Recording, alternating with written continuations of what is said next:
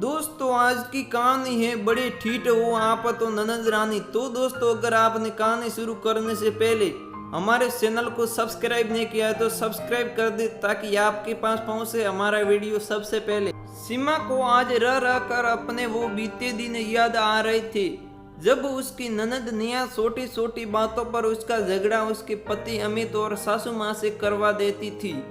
आज वैसा ही कुछ शादी के बाद सीमा की ननद नेहा के साथ हुआ था। कल ही नेहा का फोन आया था और उसने ये सब बातें अपनी माँ और भाई अमित को रोककर बताई थी कि उसकी ननद आए दिन उसका झगड़ा करवा देती है और मैं ही बुरी बना ही जाती हूँ। कुछ भी हो जाए अब मैं और बर्दाश्त नहीं करूँगी। मैं घर वापस आ रही हूँ। जब सीमा ससुराल में नई नई आई थी तभी से ही निया अपनी भाभी सीमा के पहनावे से लेकर उसके खाने पीने में हमेशा कमी निकालती रहती थी और सीमा की शिकायत अपनी माँ और अपने भैया से भी करती और अपनी माँ से अक्सर कहती कि कैसी बहू लेकर आई हो माँ।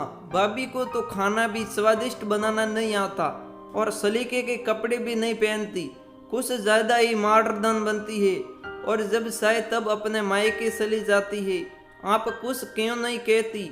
और इस तरह हमेशा कुछ ना कुछ बोल कर अपनी माँ को भड़का दिया करती थी और फिर दोनों माँ और बेटे सीमा के पीछे लग जाते हैं और कहते निया सही ही तो कह रही है, आए दिन मायके जाने की कोई ज़रूरत नहीं है। सीमा साल में एक बार ही बहुत है, हमने तुमको कुछ ज़्यादा ही छूट दे रखी है। बेचारी सीमा निया के रवैया से बहुत परेशान रहती लेकिन कुछ भी कह नहीं पाती थी, इसलिए बेचारी मन महसूस कर रह जाती। लेकिन आज वही सब निया के साथ भी हुआ जो उसने सीमा के साथ किया था। लेकिन आज दोनों माँ और बेटे सीमा को पक्ष लेकर खड़े हो गए और कहने लगे कि कोई हक नहीं है निया की ननद को हमारी निया को ठोकने का।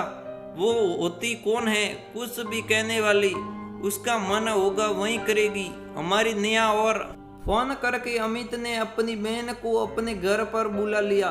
सीमा ने सोचा कि जब मुझे निया भला बुरा कहती थी तब तो दोनों माँ बेटे मेरे खिलाफ थे और आज जब बात अपनी बेटी आई तो दोनों ही निया की तरफदारी कर रहे हैं। आज निया को आखिर पता चल ही गया कि किसी के साथ इस तरह का व्यवहार करने से कैसा लगता है।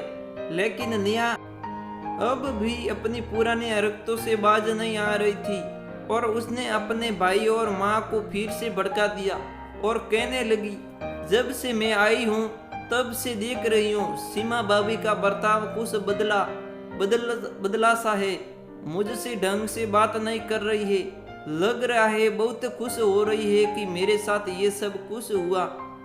अब तो सीमा के सब्र का बांध टूट गया और सीमा कहने लगी, माफ करना ननद रानी, आपने मेरे साथ जो भी किया वही सब लौटकर आपके पास भी आया, लेकिन मैं खुश नहीं हूँ। मैं किसी का घर टूटता देख कर खुशी नहीं मनाने वालों में से हूँ। ससुराल में छोटी मोटी बातें तो होती रहती है, उसका मतलब ये थोड़ी ना है कि घर छोड़कर ही आ जाए। और आपके साथ या माँ जी और आपके भाई ने भी आपको घर में बुलाकर भी गलत ही किया है। ऐसी समस्याओं का हल घर में आपसी बातचीत से भी निकल सकता था, इतना बखेड़ा करने की कोई ज़रूरत नहीं थी। क्या मेरे साथ आपने ये सब नहीं किया, लेकिन मैं कभी मुंह नहीं खोला और आपको इग्नोर करने में ही अपनी भलाई समझी। अब आपके ननद ने भी आपके साथ वैसा ही किया और इतने अकल लगने के बाद भी आप अपने हरकतों से बाज नहीं आ रही है और मुझे ही पूरा भला कर रही है। फिर भी मैं तो आपसे अब भी यही कह रही हूँ कि आप अपना मामला जल्द से जल्द बातचीत कर सुलझा ले। अगर आपको मेरी कई बातें अच्छी नहीं लगी हो तो मुझे माफ करना ननद रानी। सीमा के मुंह से ये सब बातें सुनकर आज तो सीमा के पति अमित और सास दोनों ने ही निया के ससुराल की तरफ से बात को बढ़ती देख सीमा का पक्ष लिया और निया से कहने लगे, निया सीमा बिल्कुल ठीक कर रही है, ऐसी बातों पर तुम्हें रुकना नहीं चाहिए। तुम्हें याद नहीं जब तुम सीमा को परेशान करती थी, उस बात का एहसास हमें अब जाकर हुआ है क्या सीमा ने किसी को कभी शिकायत की? नहीं ना। क्या वो घर छोड़कर गई? नहीं ना। इसलिए तुम भी अपना मामला सुलझा लो और बात को ज्यादा मत बढ़ाओ, और ये सब बातें अपने ससुराल के लोगों के सामने प्यार से रखो, और हम भी अपनी तरफ से उन्हें समझाने की कोशिश करेंगे।